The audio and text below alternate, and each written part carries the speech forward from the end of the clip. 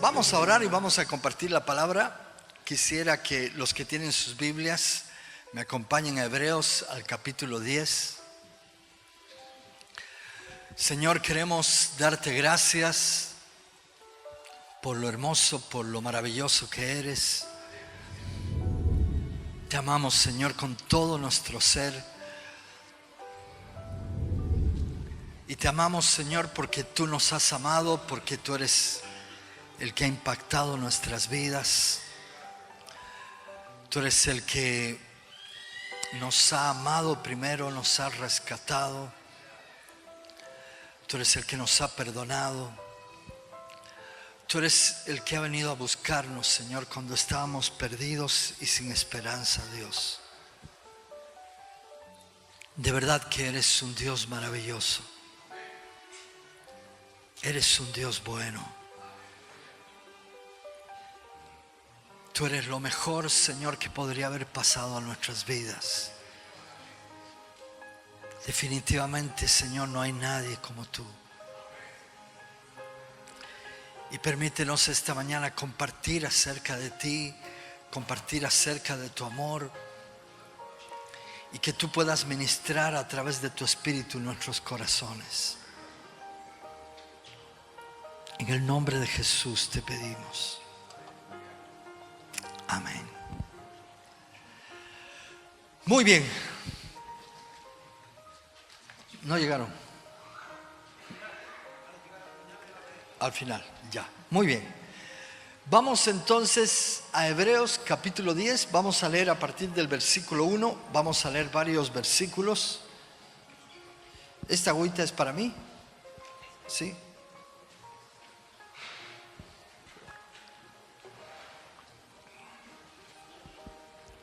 Antes de empezar leyendo este capítulo de Hebreos, que como les decía vamos a ver varios versículos, quiero dar una pequeña introducción.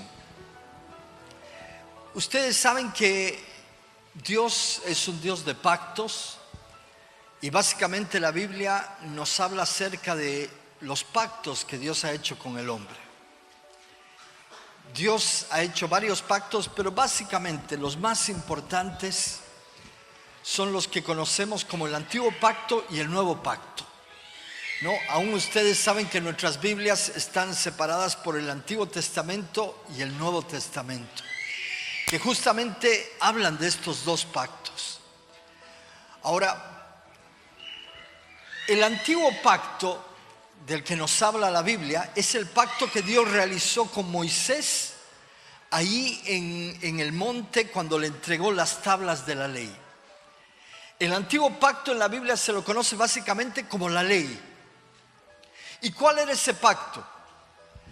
El pacto era que Dios dijo: esta es mi ley, estos son mis mandamientos, si ustedes los cumplen, yo los voy a bendecir. Los voy a salvar, los voy a prosperar, pero si ustedes no los cumplen, yo los voy a maldecir. Y eso está básicamente en Deuteronomio capítulo 28, que nos habla de todas las maldiciones que nos perseguirían si no obedecemos la ley y todas las bendiciones que nos alcanzarían si nosotros obedecemos la ley. Pero el pacto básicamente significaba obediencia, cumplimiento de los mandamientos. Si yo cumplía los mandamientos, estaba cumpliendo mi parte del pacto y Dios iba a cumplir la suya.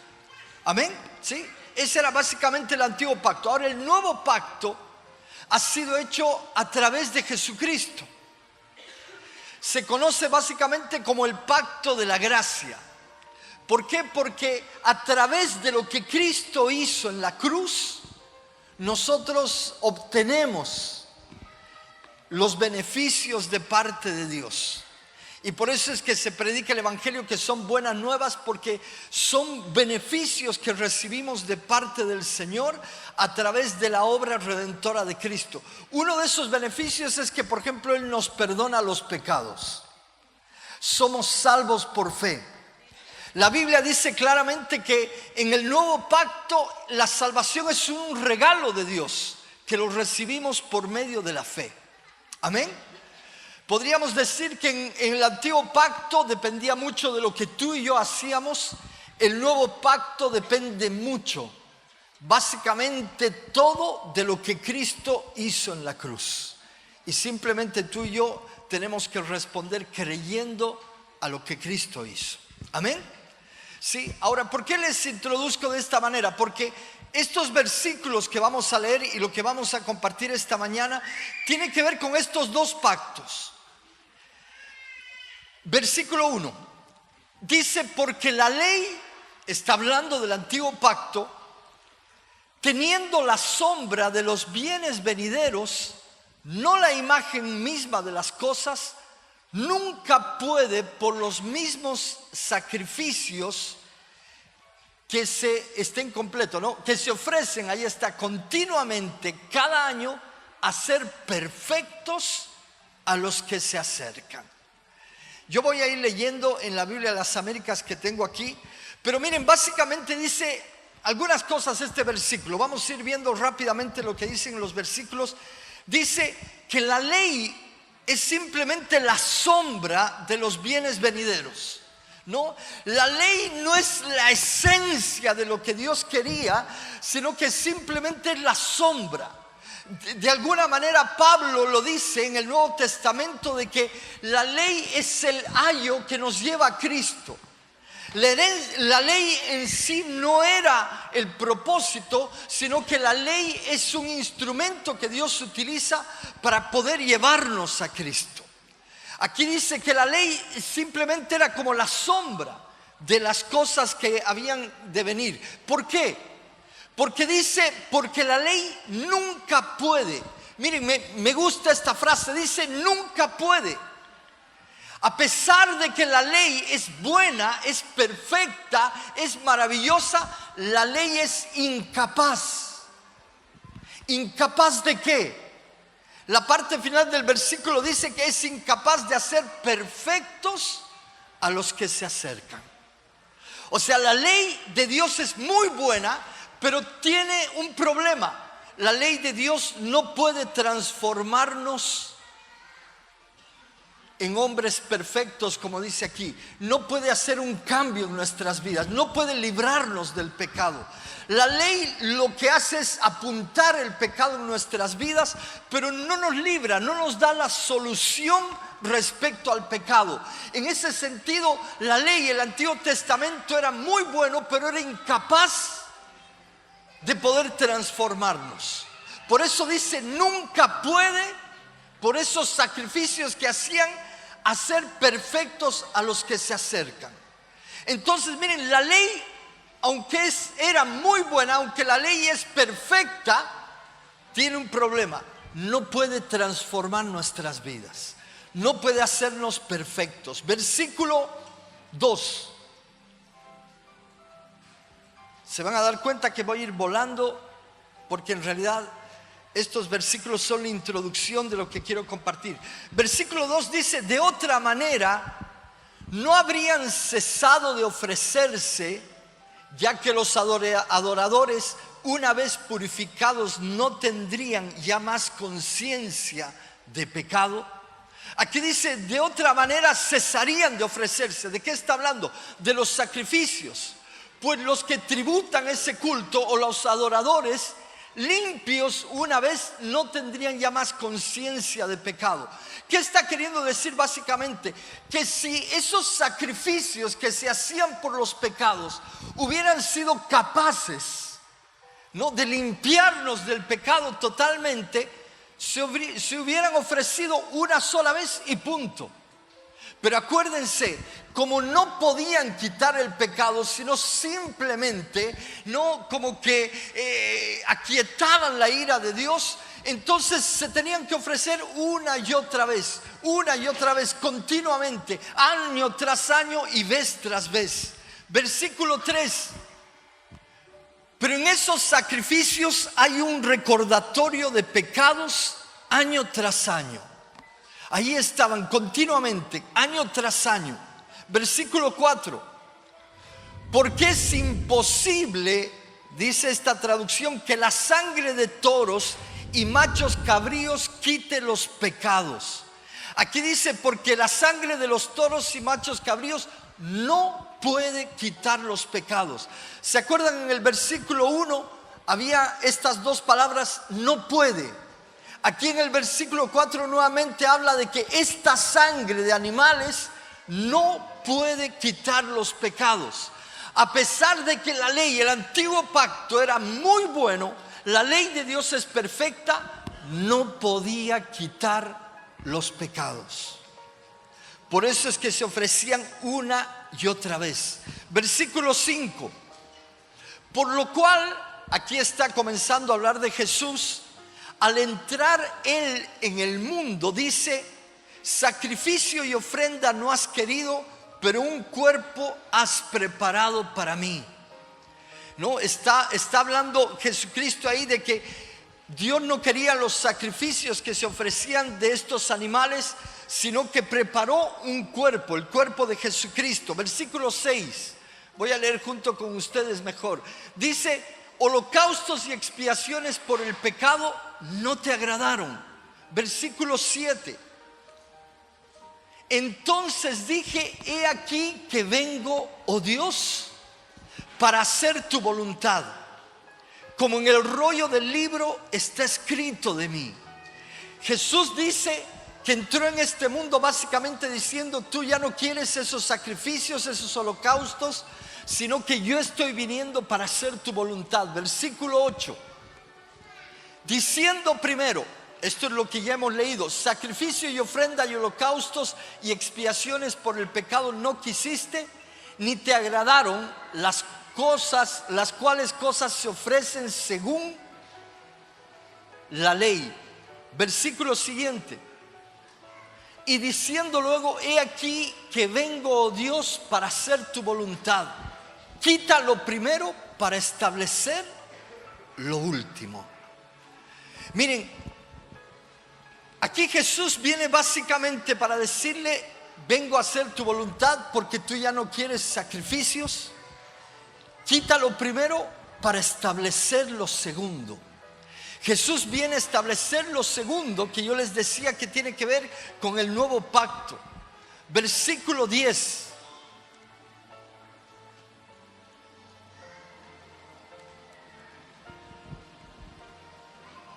En esa voluntad, en la voluntad de Jesús, somos santificados mediante la ofrenda del cuerpo de Jesucristo, hecho una vez y para siempre. Miren qué interesante. Por lo que Jesús hizo en esta voluntad, dice, en la voluntad de Jesús, hemos sido santificados. Tú y yo hemos sido hechos santos. ¿Mediante qué? Mediante la ofrenda, ya no de animalitos, sino del cuerpo de Jesucristo, que se ofreció ¿cuántas veces? Una vez y para siempre. Quiero que se den cuenta la diferencia del antiguo y del nuevo pacto. En el antiguo pacto, muchos sacrificios, una y otra vez, de animales que no podían quitar los pecados. Pero Jesús, con un solo sacrificio de sí mismo, nos santificó, quitó el pecado. Un sacrificio fue suficiente. Versículo 11. Y ciertamente todo sacerdote está día tras día ministrando y ofreciendo muchas veces los mismos sacrificios. Nuevamente esta frase, que nunca pueden quitar los pecados. Había toda una ceremonia, todo un ritual de sacrificios, pero lamentablemente no podían quitar los pecados. Versículo 12.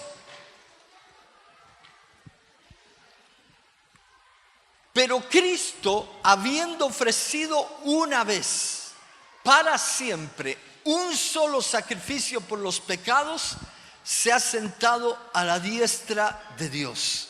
Aquí está muy claro, ¿no? Jesús ofreció una vez para siempre un solo sacrificio por los pecados.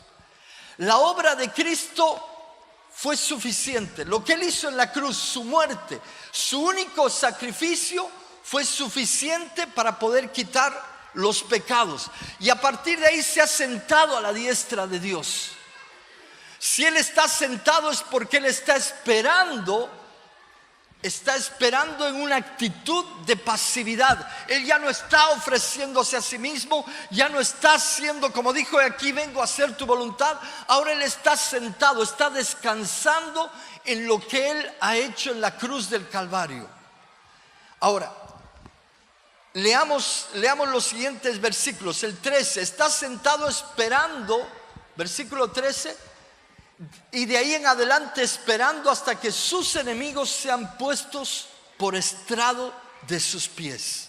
Simplemente está guardando que sus enemigos sean puestos por estrado de sus pies. Básicamente está esperando que el fruto de lo que Él hizo en la cruz sea manifestado.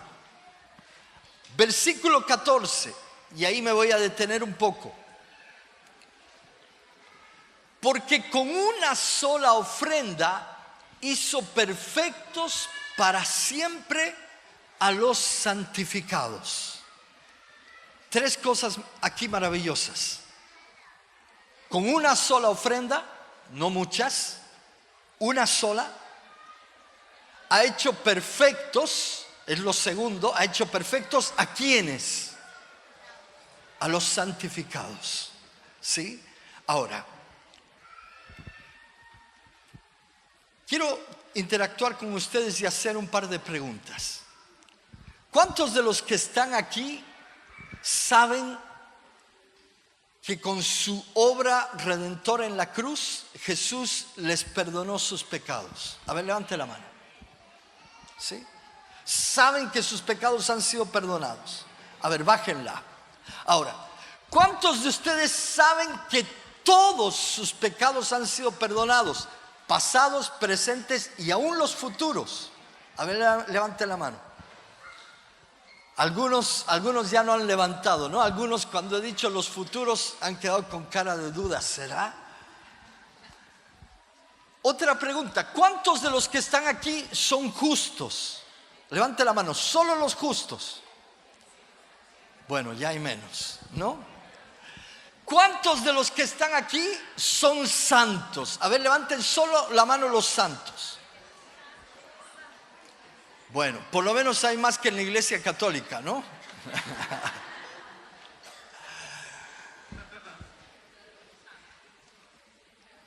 Quiero hacerles otra pregunta, la última. ¿Cuántos de los que estamos aquí somos perfectos? A ver, levanten la mano. 1, 2, 3, 4, 5, 6, 7, 8, 9, 10, 11. Ya. Qué vanidosos estos, ¿no? Miren, es mucho más fácil creer que mis pecados han sido perdonados que, por ejemplo, pensar que Jesús me ha hecho santo en la cruz. O pensar que he sido hecho perfecto. Este versículo que hemos leído habla claramente de que por un solo sacrificio los santificados, o sea, los que hemos sido hechos santos, hemos sido hechos perfectos. O sea, es una realidad que tú y yo tal vez no la sintamos, pero que es lo que ha sucedido en la cruz.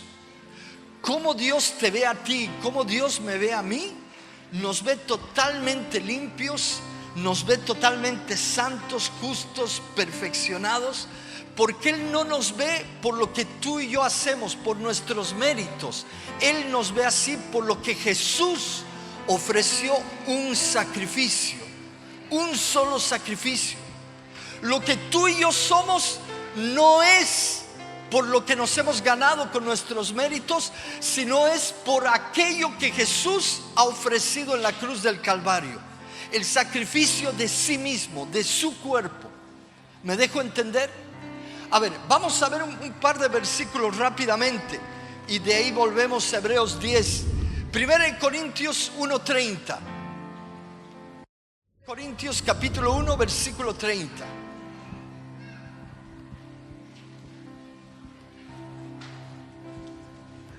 Dice, mas por Él, está hablando, ¿no?, de Dios, estáis vosotros en Cristo Jesús, el cual nos ha sido hecho por Dios. ¿Qué ha sido hecho? Sabiduría, justificación, santificación y redención. Tú y yo, en Cristo Jesús, somos sabios, somos santos, somos justos, somos redimidos. Amén. Con esto tiene que ver el nuevo pacto, no con lo que tú haces, sino con lo que Jesús hizo en la cruz. Él nos redimió, nos justificó, nos santificó, nos hizo sabiduría de Dios. Ahora vayamos a Filipenses capítulo 3, versículo 15.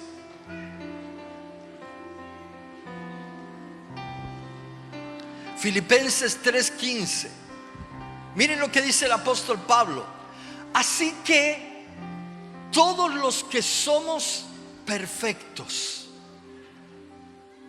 esto mismo sintamos, y si otra cosa sentís, esto también os lo revelará Dios. ¿Qué dice Pablo? Los que somos perfectos. O sea, Pablo se estaba incluyendo en este grupo. Y yo no creo que era simplemente un grupo de élite, ¿no? Un grupo así medio escogido, medio como los Illuminatis, ¿no?, que eran los perfectos de la iglesia cristiana. Tú y yo, los santificados, hemos sido hechos perfectos con un solo sacrificio. Eso dice Hebreos. Tú y yo somos perfectos. Eso no significa que tú y yo no pequemos, pero eso significa que a través de la obra de Cristo delante de Dios, yo he sido hecho perfecto. Él me ha limpiado de mis pecados, me ha santificado, me ha justificado. Miren, hay un libro en el Antiguo Testamento que es Cantar de los Cantares. Cantar de los Cantares habla básicamente de la historia de un hombre y una mujer, del rey y la sulamita. Y yo creo que tiene que ver con la figura de la relación entre Cristo y su iglesia, Cristo y la novia que somos nosotros. Y ahí, por ejemplo, en algunos pasajes, si quisiéramos ver uno para tomar nota, Cantares 5:2, por ejemplo, él le está hablando y le dice, entre amiga mía y otras cosas, le dice perfecta mía. Hay otro pasaje donde le dice, toda tú eres hermosa para mí y no hay defecto en ti. Mira cómo nos mira Dios. Ve cómo nos mira Dios a través de Cristo. Para Él somos perfecta. Para Él no hay defecto, no hay mancha en nuestras vidas. ¿Por qué? Porque esto tiene que ver con un sacrificio que ha sido hecho una sola vez y para siempre por nosotros. En el Antiguo Testamento, miles de sacrificios de toros, de animales, una y otra vez, año tras año, no podían quitar el pecado. Pero Jesús, con un solo sacrificio, ahí en la cruz del Calvario, nos hizo perfectos a los santificados. Amén. A través de ese sacrificio, Dios te ve a ti limpio, te ve sin defecto, sin mancha, te ve santo, justo, puro, perfecto delante de Él. Este es el poder del sacrificio de Cristo. Por eso Él, al morir, instantes antes de morir, dijo, consumado es. Ha sido hecho, ha sido pagado. La deuda totalmente ha sido cancelada. Amén. Volvamos a Hebreos capítulo 10. Vamos a ir al versículo 15.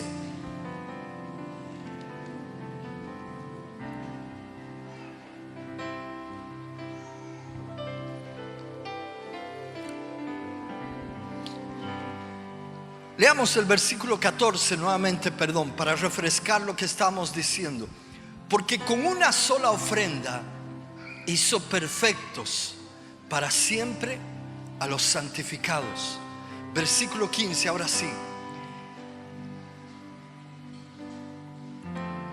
Y nos atestiguan lo mismo el Espíritu Santo, porque después de haber dicho, versículo 16, ¿qué dijo el Espíritu Santo? Este es el pacto que haré con ellos después de aquellos días, dice el Señor. Pondré mis leyes en sus corazones y en sus mentes las escribiré. ¿Y qué más dice? Versículo 17. Añade, y nunca más me acordaré de sus pecados y transgresiones. Nunca más. Amén.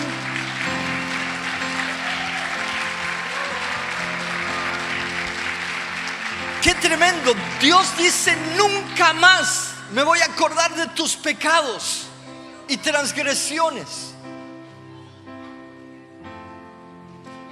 Dios no es como algunos de nosotros, ¿no? Que decimos, te perdono, pero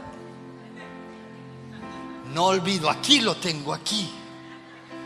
Dios dice, no me acordaré más. Tú le dices de pronto, Señor, ¿te acuerdas lo que he caído el año pasado? El Señor dice, ¿cuándo? El año pasado.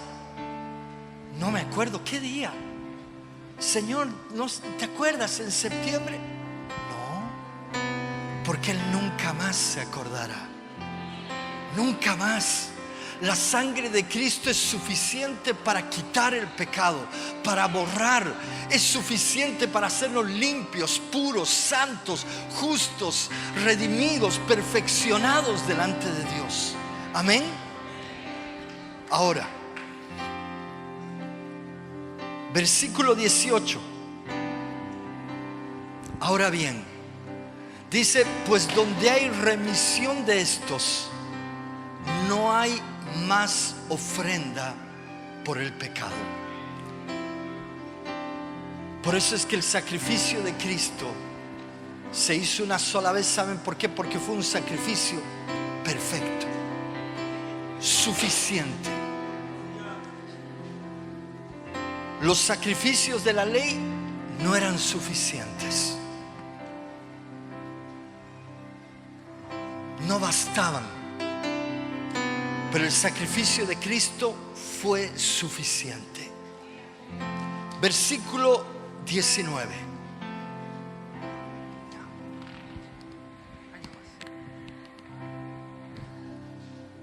Ahora, voy a entrar aquí a lo que quiero compartir,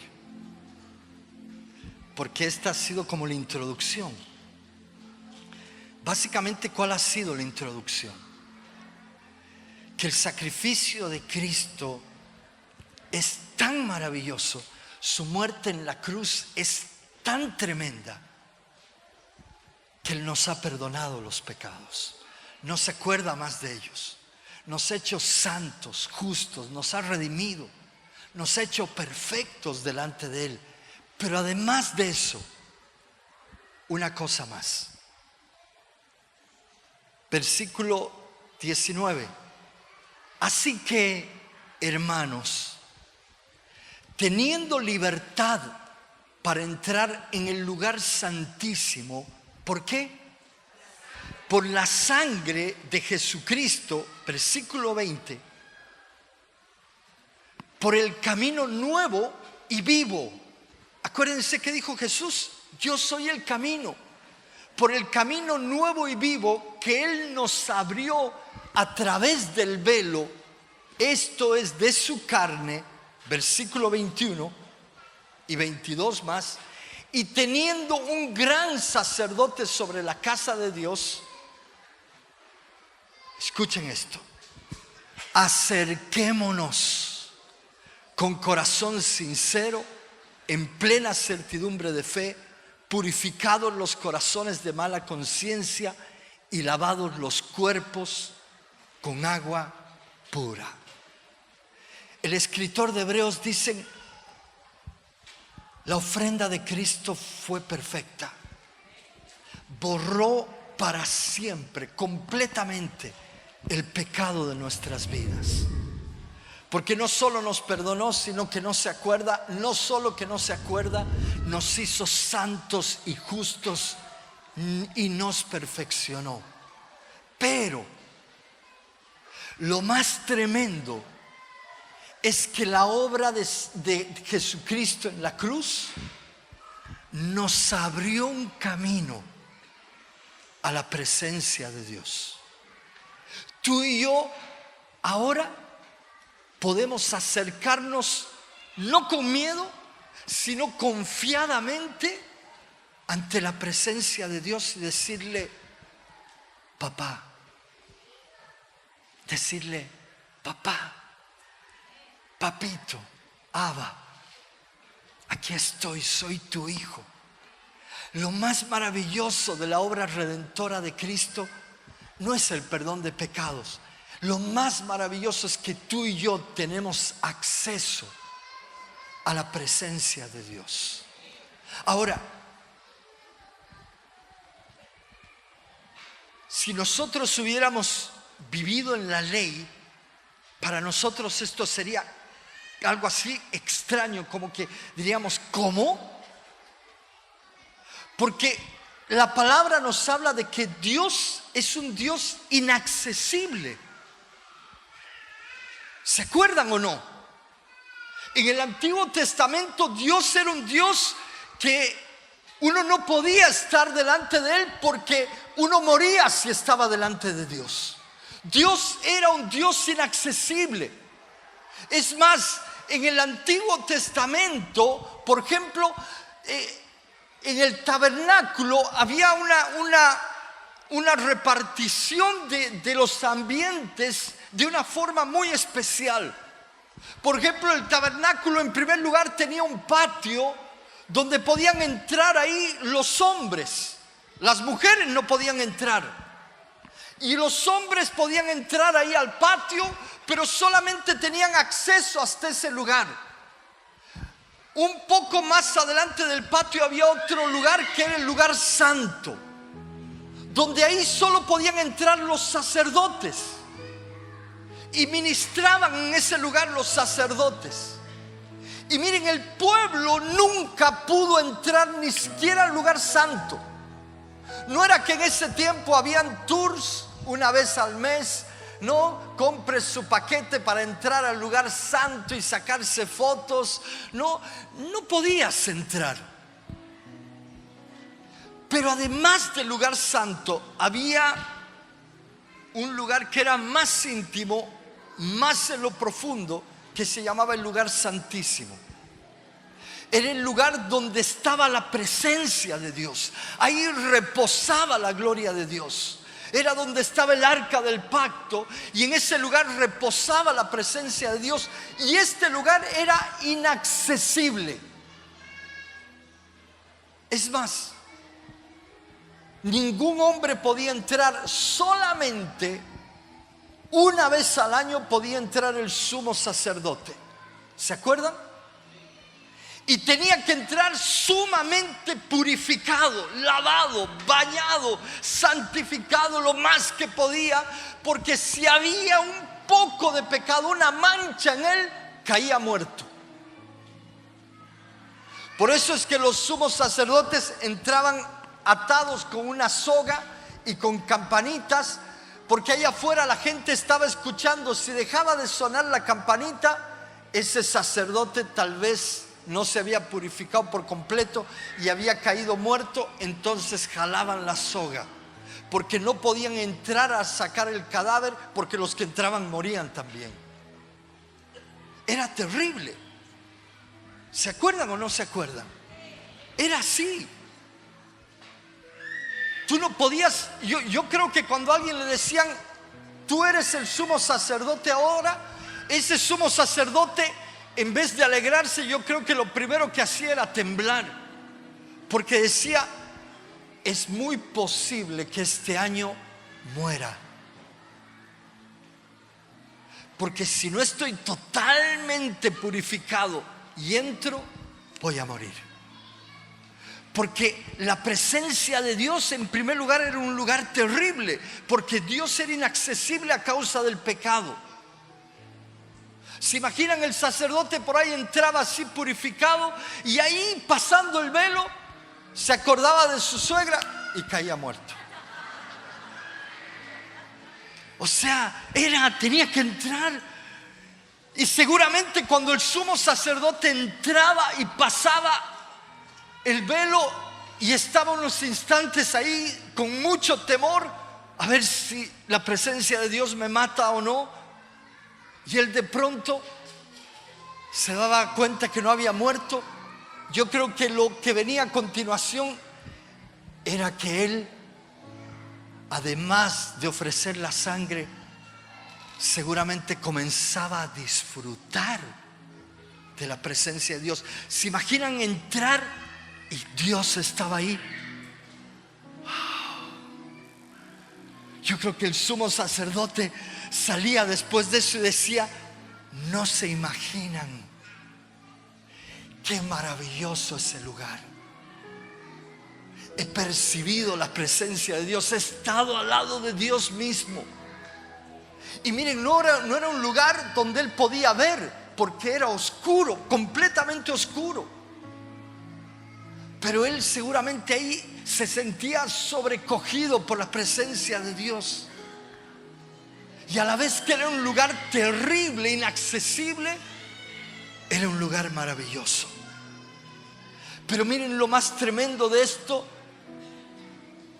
es que Jesús, con su sacrificio, abrió un camino a la presencia de Dios para que tú y yo podamos entrar.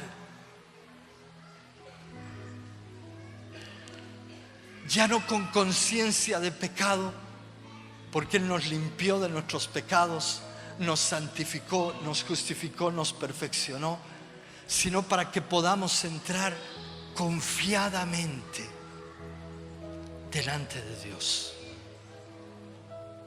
Amén.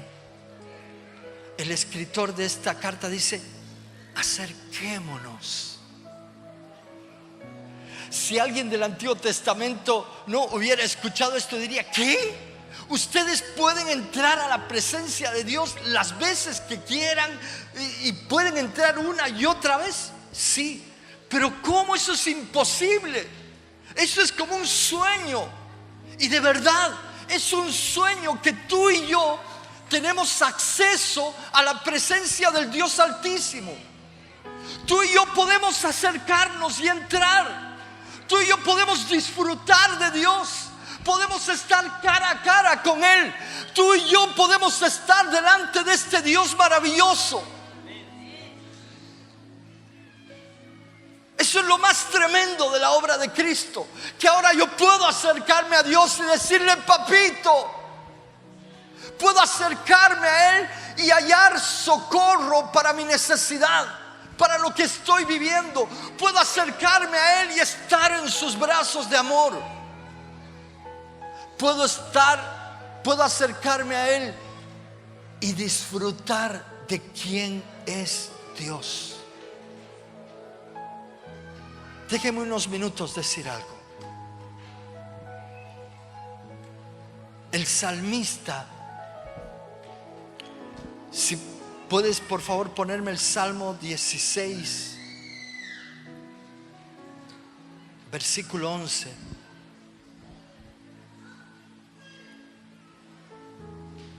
El salmista dice lo siguiente, dice: me mostrarás la senda de la vida. En tu presencia hay plenitud de gozo, delicias a tu diestra para siempre. La traducción de las Américas que yo tengo dice: me darás a conocer la senda de la vida. En tu presencia hay plenitud de gozo y en tu diestra deleites para siempre. ¿Sabías que el lugar de la presencia de Dios es el lugar más maravilloso que hay? ¿Sabías que Dios es un Dios que es fuente de toda hermosura, de todo gozo, de todo deleite? ¿Sabías que estar delante de Dios es lo mejor que hay? A ver, piensen en algo que sea lo más hermoso que puede haber. Seguramente muchas mujeres han pensado, Brad Pitt. ¿Se imaginan que Brad Pitt viene el próximo domingo al culto de la comunidad cristiana de Arica? ¿No? Y se sienta por ahí, por el medio. Yo creo que en la adoración todos, en vez de estar adorando hacia aquí, estarían. Y seguramente las hermanas le dirían a su esposo, eso es hombre, pues, ¿no? Y estarían así como que, wow. Quiero decirte algo.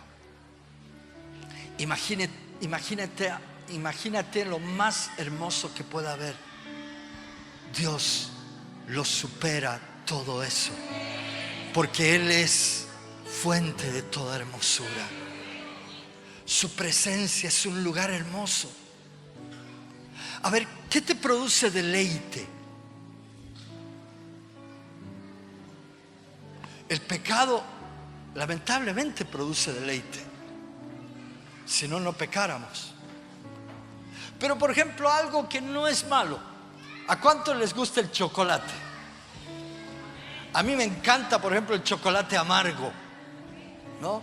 Yo agarro un chocolate amargo, me lo pongo en mi boca y es como que entré en otra dimensión. Por unos instantes entré en otra dimensión. Y es como que, no sé qué se siente, pero es como... Dicen que el chocolate produce felicidad, ¿no? Y de verdad, yo como el chocolate y es así como que por unos instantes no hay problema en el mundo. ¿Saben? La presencia de Dios es el lugar donde hay mayor deleite. Tú entras a la presencia de Dios y la presencia de Dios es es entrar en otra dimensión, es entrar en otro nivel. Allí en su presencia todo pierde sentido, todo pierde propósito. En la presencia de Dios solo hay uno que por completo nos llena de asombro y admiración. Tú y yo podemos acercarnos ante la presencia de Dios. Y tal vez lo triste de todo esto que estoy diciendo es que teniendo este beneficio tan grande, no lo hacemos. Tú y yo deberíamos prácticamente vivir en su presencia. La bendición más grande de la obra redentora de Cristo es que tú y yo podemos acercarnos a la presencia de Dios. Amén. Y yo quiero animarte esta mañana. Acércate. Disfruta de Dios. Conoce a Dios. Saben, la verdadera adoración no es cantar canciones lindas aquí. La verdadera adoración nace de estar en la presencia de Dios y quedarte con tanto asombro por quién es Él, que simplemente de tu corazón brota una canción. De tu corazón brotan palabras de admiración. De tu corazón brota el amar a Dios. Y de hecho venimos hacia el domingo y obviamente cantamos de cuán maravilloso es Él. Y eso es adoración, pero cuando nace de haber estado delante de Él y de saber quién es Dios. A veces decimos adoramos. ¿Por qué? Porque venimos aquí y hay un grupo de música excelente y leemos las canciones y las cantamos, pero la adoración no tiene que ver con cantar canciones lindas, tiene que ver con haber estado delante de Dios y haber quedado asombrados por quién es Él. Asombrados. Por eso yo quiero animarte. Acércate a Él. ¿Necesitas ayuda? Yo sé que tenemos pastores, ancianos, líderes, pero más que eso, tienes la presencia de Dios. Tienes un camino abierto a su presencia donde puedes ir a encontrar socorro y ayuda. Vayamos ahí. Lo que tú y yo necesitamos es acercarnos a su presencia más. Finalmente la obra de Cristo no era perdonarte, todo eso era necesario para su propósito final, abrir un camino para que tú y yo podamos estar delante del Dios vivo y podamos conocerlo, admirarlo, adorarlo y amarlo. Amén. Pongámonos en pie, vamos a orar unos instantes.